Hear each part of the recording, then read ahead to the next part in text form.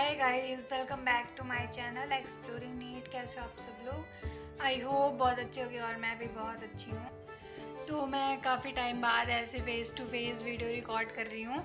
तो कैसे चल रही है आप लोग की प्रिपरेशन? मुझे उम्मीद है कि बहुत अच्छी चल रही होगी और चलना भी चाहिए। बहुत कम टाइम बचा है और एकदम उल्टी गिनती स्टार्ट हो गई है। अभी मैं रेगुलर नहीं रह पा रही हूँ अपने चैनल पे क्योंकि बहुत ज़्यादा बिजी चल रहा है इस समय शेड्यूल।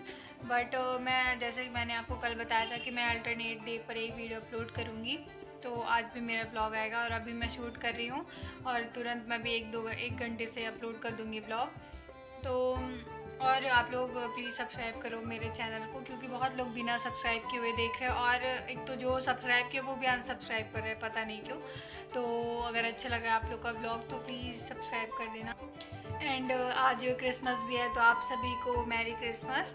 और मैंने तो रेड पहना भी है, वो अलग बात है, मैंने कुछ सेलिब्रेशन नहीं किया। बट अगर आप लोग में से किसी ने सेलिब्रेट किया हो क्रिसमस तो बताना। तो या गाइस यही था। मैंने सोचा आज इंट्रो रिकॉर्ड कर लो अपना फेस टू फेस क्योंकि आज मैं कोचिंग से जल्दी आ गई हूँ तो मैं भी घर पे ही हूँ। तो अभी आप लोग आगे ब्लॉग को कंटिन्यू करो और बताना कैसा लगा ब्लॉग। अगर अच्छा लगा तो प्लीज़ सब्सक्राइब कर देना और लाइक भी कर देना। सो बाय। तो गाइस अभी स्टार्ट करते हैं अपना ब्लॉग और मैं बताती हूँ कि मैंने क्या क्या पढ़ा है। तो सबसे पहले मैंने पढ़ा है कैपेसिटर और इस संडे भी मेरा कैपेसिटर का ही टेस्ट था बट मैं उसमें रिवाइज़ नहीं कर पाई थी। मतलब मैंने ऊपर ऊपर से फार्मूला वगैरह देख लिए थे बट मैं ऐसे डिटेल में नहीं पढ़ पाई थी और मैंने लेक्चर भी नहीं देखा था। हालांकि कैपेसिटर इतना टफ चैप्टर नहीं है बट फिर भी एक बार रिवाइज़ करना तो ज़रूरी रहता है किसी भी चैप्टर को। तो मैं रिवाइज़ नहीं कर पाई थी। तो अभी तो टेस्ट तो हो गया है संडे को, लेकिन फिर भी मैंने सोचा कि मैं एक बार पढ़ लेती हूँ क्योंकि पढ़ तो हम लोग नीट के लिए रहे हैं। हालांकि टेस्ट तो एक जरिया है अपना स्टैंड पता करने का कि हम लोग कहाँ स्टैंड कर रहे हैं। तो इसलिए टेस्ट में मेरा कंप्लीट नहीं हो पाया था तो मैंने सोचा फिर भी एक बार रिवाइज़ कर लूँ जिससे फिर कभी आगे आए तो मेरे से बन जाए। और तो या गई तभी मैं वही पढ़ रही थी। और फिर इसके बाद मैंने पढ़ा है बायो का और बायो में इस बार मेरे टेस्ट में आ रहा है एक्सक्रीटरी सिस्टम तो वही मैंने रिवाइज़ किया है। और केमिस्ट्री में तो मेरा वही जीओसी चल रहा है तो अभी क्लास में भी पूरा नहीं हुआ है जीओसी, भी 1-2 लेक्चर लगेंगे, मतलब और लगेंगे, फिर उसके बाद चैप्टर कंप्लीट हो जाएगा। तो फिर क्लास में जितना चल रहा है उतना मैं डेली टू डेली रिवाइज़ करते जा रही हूँ। और ऑर्गेनिक में तो मेरे वैसे भी अच्छे नंबर नहीं आ रहे हैं तो फिर उससे मुझे ज़्यादा पढ़ना है ऑर्गेनिक को और ज़्यादा क्वेश्चन प्रैक्टिस करनी है उसकी, जिससे नीट में तो बने ही मेरे से। हालांकि ऑर्गेनिक आई थिंक 29% ही आती है, बाकी फिजिकल सबसे ज़्यादा आती है नीट में, उसके बाद इनऑर्गेनिक आती है, फिर ऑर्गेनिक आती है। लेकिन बनना तो तीनों चाहिए, अगर तीनों बनेंगे तभी नंबर आएंगे। अगर आपको 150 प्लस नंबर लाने हैं तब तीनों सब्जेक्ट बननी चाहिए, इक्वली आपसे बननी चाहिए। तो फिजिकल और इनऑर्गेनिक तो मेरी ठीक है कंपैरिजन टू ऑर्गेनिक, बट मेरी ऑर्गेनिक थोड़ी बेकार है। और ऐसा नहीं कि मेरे से बनता नहीं है, लेकिन मेरे थोड़ी कॉन्सेप्ट हिले हुए रहते हैं ऑर्गेनिक के और इसीलिए।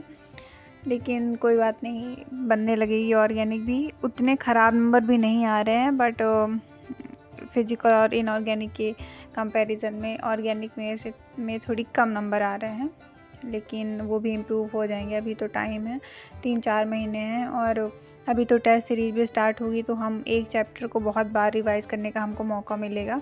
तो जो भी आपका चैप्टर वीक हो तो उसको हम टेस्ट सीरीज में आसानी से कवर कर सकते हैं। और अभी तो जनवरी है पूरी, और क्योंकि टेस्ट सीरीज़ फ़ैब से स्टार्ट हो रही है तो अभी पूरी जनवरी पड़ी हुई है, तो जनवरी में पूरा रिवीजन ही करना है। और लास्ट जनवरी तक में पूरा कोर्स भी कंप्लीट हो जाएगा कोचिंग का, तो फिर ऐसा कोचिंग जाने का भी इतना नीड नहीं रहेगा।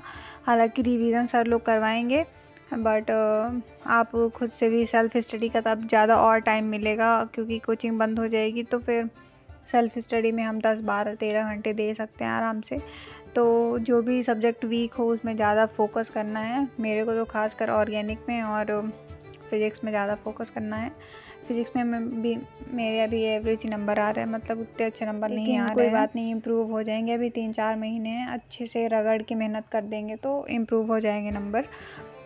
तो दैट्स इट गाइस। और अभी मैं पढ़ रही हूँ एक्सक्रीटरी सिस्टम और अभी ये मैं एनसीईआरटी से नहीं पढ़ रही हूँ, ये मेरी नोट्स एलएन की है, उसी से मैं भी रिवाइज़ कर रही हूँ क्योंकि आप देख सकते हो इसमें मोस्टली इंग्लिश लिखी हुई है, और मुझे ह्यूमन फिजियोलॉजी अधिकतर इंग्लिश से ही समझ आती है, मैं पहले भी बता चुकी हूँ।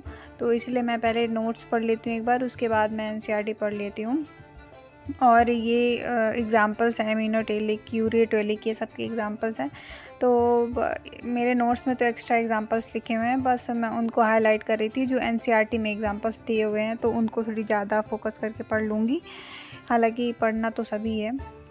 तो अभी मैं नोट्स से ही पढ़ रही हूँ, बस जब मेरा टेस्ट आ जाएगा संडे को, तो उसके पहले मैं 1-2 दिन पहले ही एनसीईआरटी भी रिवाइज़ कर लूँगी। और सर तो क्लास में पढ़ाते हैं एनसीईआरटी, मतलब वो सर मेरे पूरा एनसीईआरटी से ही पढ़ाते हैं लाइन टू लाइन, तो घर में पढ़ने की इतनी नीड नहीं बचती है, क्योंकि क्लास में ही बहुत अच्छे से अगर फोकस होकर पढ़ लो एनसीईआरटी तो अच्छे से समझ आ जाती है। तो घर में बस एक बार रिवाइज़ कर लो तो वो पर्याप्त हो जाता है। और आप लोग भी बताओ, आप लोग की प्रिपरेशन कैसी चल रही है? अच्छी चल रही होगी, क्योंकि अब तो बहुत कम टाइम भी बचा है, तो अच्छी चलनी चाहिए। और आप लोग के कितने नंबर आ रहे हैं टेस्ट में? हालांकि टेस्ट का नंबर उतना मायने नहीं रखता है, हालांकि ये हमारे पता करने के लिए सही रहता है कि हम लोग कहाँ स्टैंड कर रहे हैं और किस सब्जेक्ट में हमको कितना इम्प्रूव करना चाहिए। बट टेस्ट का नंबर देख के कभी डीमोटिवेट नहीं होना चाहिए।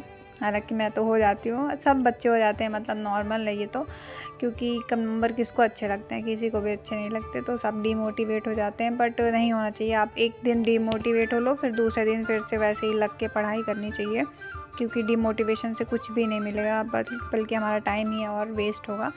तो इसीलिए नंबर देख लो, और जो जो आपको सुधार करना है उस पर और मेहनत करो। सो या मेरे भी अभी उतने अच्छे नंबर नहीं आते, नंबर सिलेक्शन के लिए चाहिए, बट मुझे लगता है कि मैं इम्प्रूव कर लूँगी। अभी 3-4 महीने हैं, और मुझे मेन है ये है ना कि मुझे पता भी है कि मेरी वीकनेस कहाँ कहाँ है, इसलिए मुझे इम्प्रूव करने का ज़्यादा चांस है, तो इसलिए मैं कर लूँगी। तो या गाइस दैट्स इट, यही था व्लॉग। कैसा लगा आप लोग को बताना, अगर अच्छा लगा हो तो प्लीज़ सब्सक्राइब कर देना। अब मिलेंगे सीधे वेडनेसडे को। सो बाय गाइस।